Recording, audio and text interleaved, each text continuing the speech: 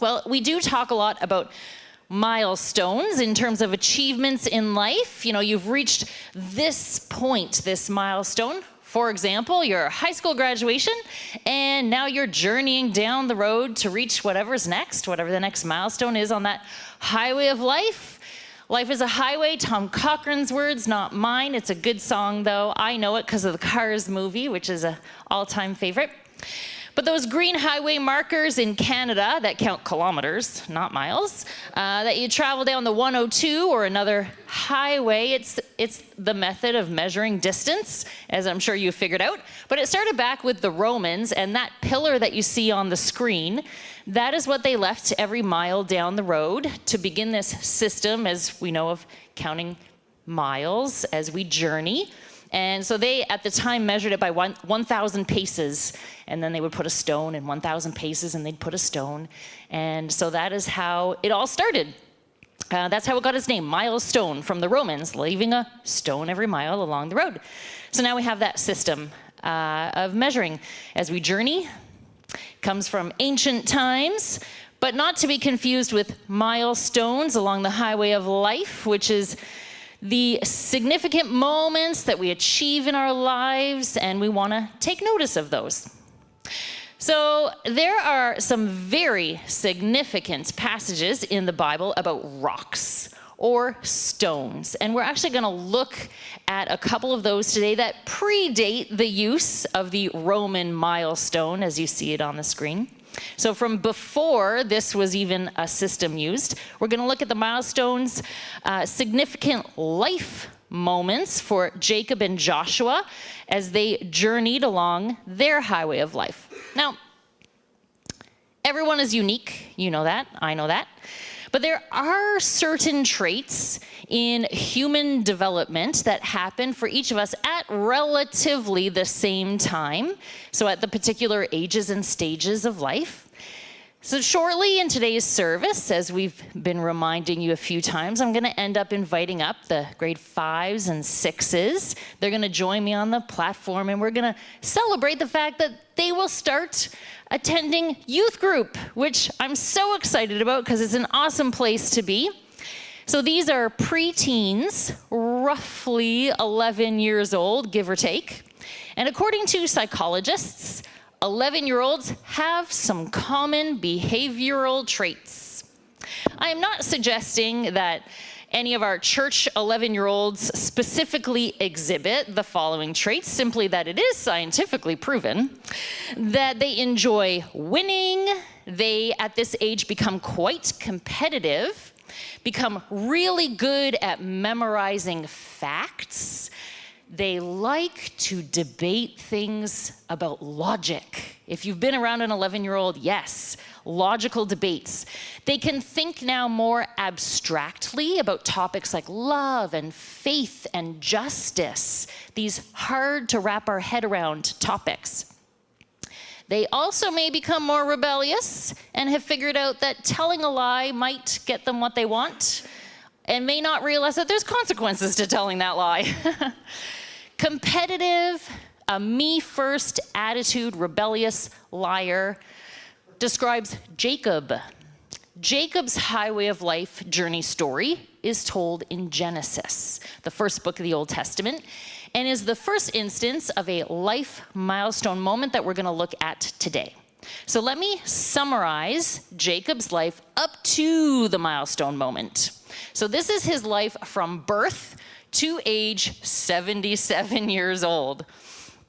And that's only halfway through his life at that point. So Jacob is the younger twin brother of Esau, born to parents Isaac and Rebekah.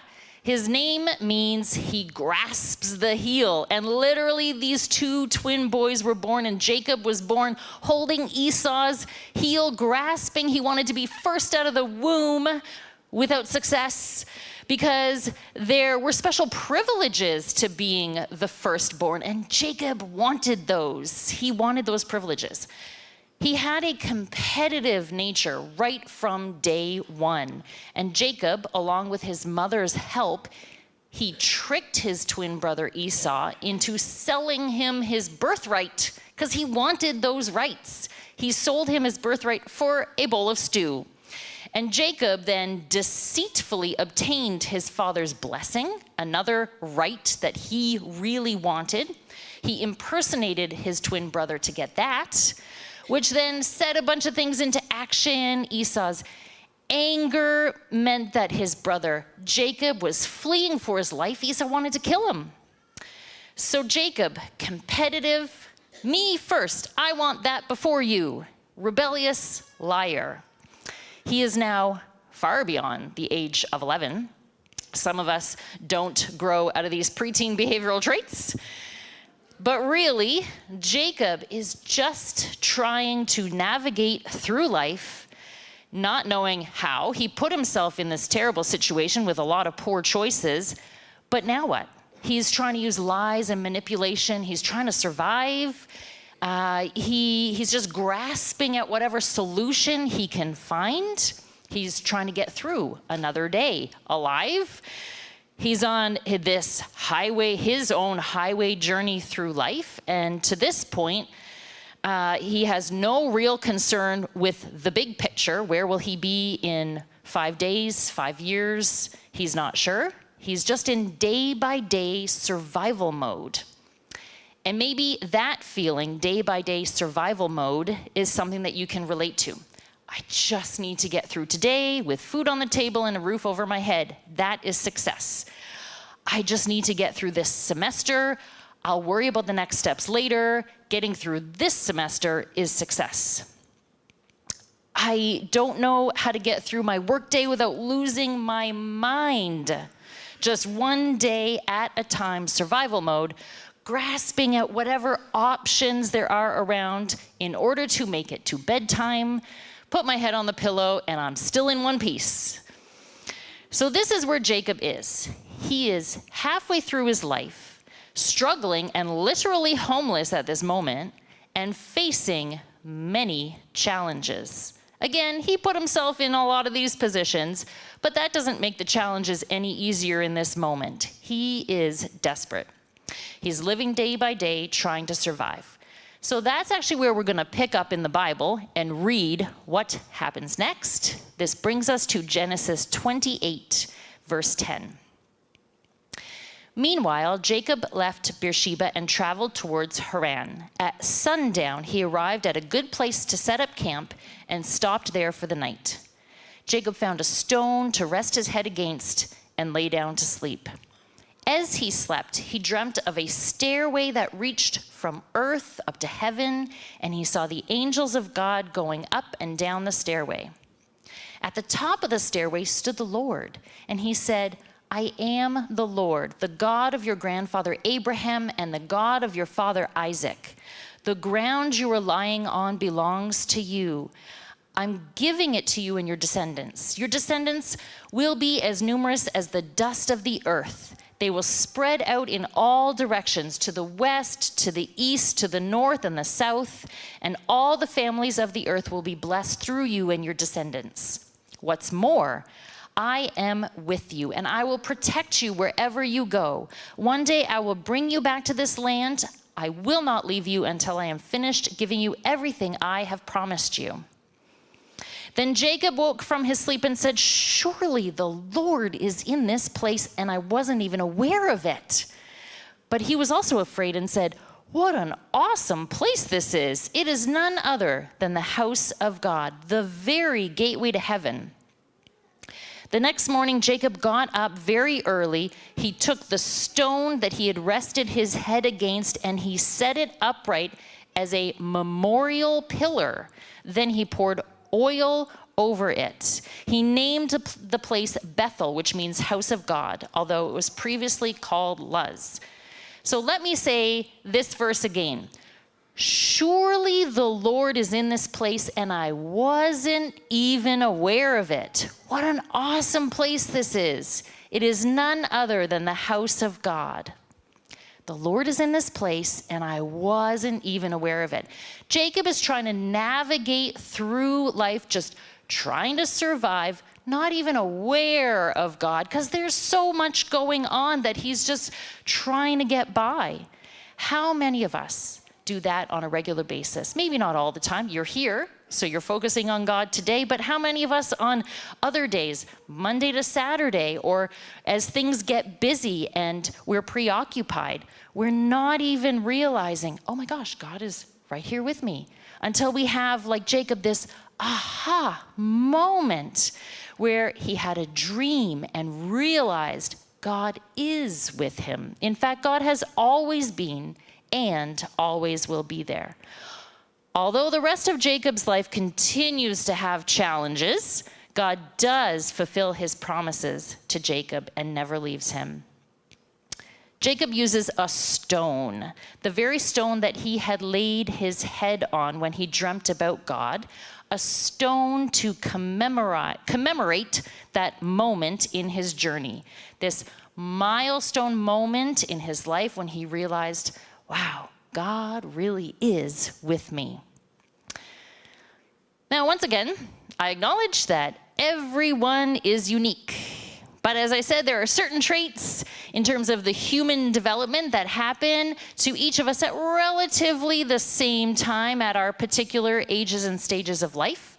And so also shortly, we're going to invite up our grade 12s to join me as we celebrate what I consider a real huge accomplishment. Grade 12, your mandatory school years are done. You did it. That is awesome. Now, again, I'm not suggesting that any of the grade 12s I know specifically exhibit the following traits, but that it's scientifically proven that they do use a lot of slang language. I think that goes for all teens, really, not just 17, 18-year-olds. It doesn't take long to hang out with a teen to realize they're saying things that I don't understand. I don't know what this means. They have trouble with long-term planning. Yeah, long-term planning is hard. It really is. They prioritize the importance of being dependable. They realize, yeah, this is a good thing that people depend on me. But they don't always get it right. But there's grace for that. That's okay. They want to try and honor their commitments, but mostly to their friends, because friends are really important right now. And they have a greater sense of responsibility, as well as they're able to justify their actions. Sometimes, not always. We know, we can't always get it right. Dependable, strong commitment to friends, responsible. These things also describe Joshua. Joshua's Highway of Life journey story, it begins in the book of Exodus, the second book of the Old Testament, and it's going to be the second instance of a life milestone moment that we're going to look at today, focusing on stones in the Bible. Let me summarize Joshua's life up to his milestone moment that we'll talk about. Joshua first emerges as a significant person in the Bible shortly after the Israelites' exodus from Egypt, when Moses led them in the crossing of the Red Sea. We learn that Joseph accompanied Moses partway up Mount Sinai, which is where Moses received the 10 Commandments from God. Now, Joshua didn't go all the way to the top of the mountain. He actually stopped partway, and he remained very loyal to Moses. He waited there for 40 days and 40 nights for Moses to return back down. Talk about a loyal friend. God appointed Joshua as Moses' successor, as the new leader of the Israelites. And Joshua's first major task was to lead the people, the Israelites, across the Jordan River. They were heading to Canaan, the promised land, the place God said, this is where my people will live. God reassured Joshua of his presence, of his support. He commanded Joshua to be strong and courageous. And at this point, we know that Joshua has firmly established himself as a faithful follower and servant of God, a very capable leader. He was divinely appointed by God as the successor to Moses. He's ready to lead the Israelites in the next step of their journey. And as we read chapter after chapter of Joshua, we read over and over the name of God. God is mentioned every few verses throughout Joshua's life. Joshua is continually listening to God, looking to him for direction, following his leading of where to go next in his life. Can you relate? You've done your best to remain connected to God throughout the years. You have relied on his leading and instruction as you journeyed through life. Maybe didn't get it right all the time. Maybe didn't consult God every decision, but you knew over time that following God and leaning on him for answers really helped you out. You feel like he has shown you the path that you're to go on, and you did make it a priority to seek his will. And now you're ready to conquer the next step. Okay, well, I've made it this far in my life, and God and I have done pretty good so far. So let's go for the next part of the journey. So this is where we pick up in Joshua's life. Along his life journey, Joshua stands ready to conquer the next step. He has successfully helped Moses and then the Israelites make it to the edge of the Jordan River, and God said, next step to conquer is crossing the river and getting all the Israelites to the other side. Okay, God, let's do it. So he does, and God tells him how to do it, and the Israelites miraculously cross over the Jordan River and they make it to Canaan. So we're going to read what happens right after that successful milestone. Joshua, picking up in chapter 4, verse 1. When all the Israelites had crossed the Jordan, the Lord said to Joshua, now choose 12 men, one from each tribe, and tell them, take 12 stones from the very place where the priests are standing in the middle of the Jordan. Carry them out and pile them up at the place where you will camp tonight. So Joshua called together the 12 men he had chosen, one from each of the tribes of Israel, and he told them, go into the middle of the Jordan in front of the ark of the Lord your God, and each of you must pick up a stone and carry it out on your shoulder, 12 stones in all, one for each of the 12 tribes of Israel. We will use these stones to build a memorial, and in the future your children will ask you, what do these stones mean? Then you can tell them, they remind us that the Jordan River stopped flowing when the Ark of the Lord's covenant went across. These stones will stand as a memorial among the people of Israel forever. So the men did as Joshua had commanded them. They took 12 stones from the middle of the Jordan River, one for each tribe, just as the Lord had told Joshua. And they carried them to the place where they camped for the night and constructed the memorial there. So let me say that again. These stones will stand as a memorial among the people of Israel forever. God is faithful. Joshua relied on God through it all, knowing God would remain faithful to his people. And Joshua used stones that he collected, 12 stones, and he built this memorial out of them. Stones to commemorate this moment in his life's journey, the milestone moment, recognizing God was there, is always there, will always be there leading the way. All right, last time, I acknowledge that everyone is unique. And there are certain traits, though, in human development that happen to each of us at relatively the same time at particular ages and stages of life. And very soon, also on the platform today, we are going to invite up our university and college graduates. They're going to join us up here as we celebrate this huge accomplishment. They made a choice that after high school, more school was on their bucket list of things to accomplish. Way to go. That is a big, major achievement. So these are young adults now. These are no longer kids. These are not teens. They are in adulthood. And according to psychologists, they too have some common behavioral traits. There's an increase in empathy. I liked reading that. The world needs more empathy. Yeah. They're able to set life goals. That's a good step. But step 2 is they generally have an understanding of how to achieve them, which is really a helpful step.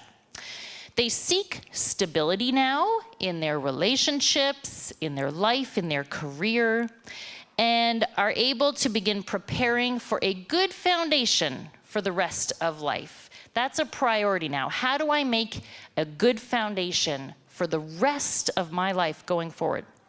Now, regardless of the stage that you find yourself in, we can actually all use that advice.